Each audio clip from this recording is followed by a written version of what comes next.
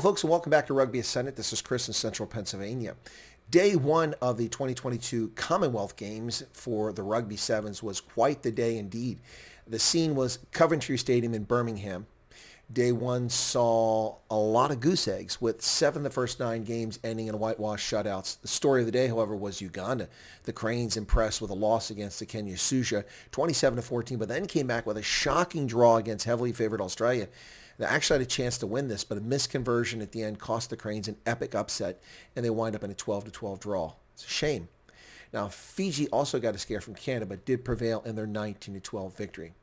The games to watch on Saturday, the first round, and on Saturday anyway, will be Australia versus Kenya. And if Kenya can smack Australia, there's a chance that the Cranes might move ahead.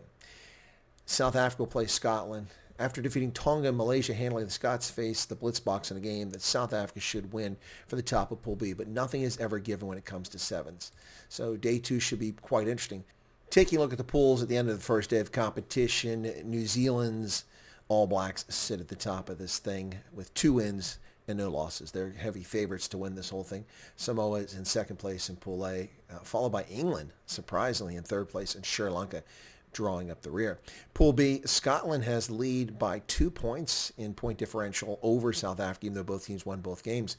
It'll be all down to that game early in the morning on Saturday to see who takes Pool B. In Pool C, Fiji, the class of the sevens, is out in front. Canada in second place, Wales and Zambia bringing up the rear.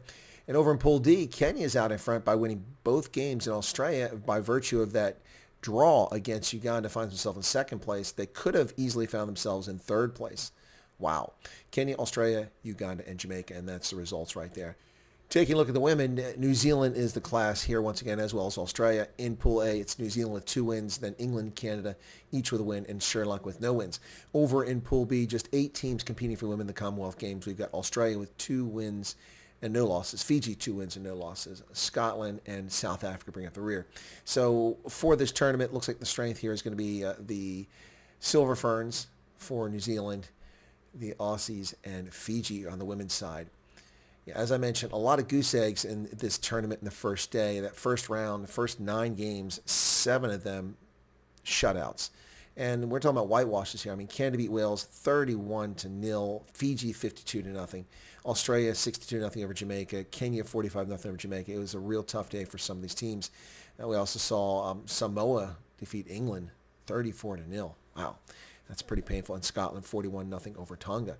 So that's the first day, folks. Day 2 looks to be quite promising. And as I said, the games to watch on day 2 are going to be, in my view, the match between Australia and Kenya. Can the Suja knock out Australia and take first place handily in that pool? And South Africa should be able to defeat Scotland. We'll see if they pull that off. Day 1, interesting at the Commonwealth Games 2022 there in Birmingham. Let's see what day 2 holds in store for us. If you're not a subscriber, why don't you become one, folks? Hit that button right down there and become a subscriber. One thing I should note here before we go is that a horrific and intentional injury that was caused against the South African Blitzbok player late in that game, unnecessary, knocking the player out because of the head injury protocol. He won't be able to complete the tournament now. And what a vicious hit it was from the player on the Tonga side. It was wholly unnecessary. Intentional shot to the shoulder and head, and it was quite disturbing, and it wound up leading to about a 15-minute delay as they tended to the South African Blitzbok player on the pitch. That sort of play is unnecessary. The commentators tried to say, well, he just had bad positioning, but clearly it was intentional. He was the last line of defense to stop this try, and they were already down by a wide margin. I'm not really sure why somebody would take that angle and make that hit, but it was a shame to see. Hopefully everything's worked out well for the Blitzbok, but they're down 1 player now as a consequence of that stupid play. All right, folks, catch you here later on, and we'll see what happens on day 2. Cheers.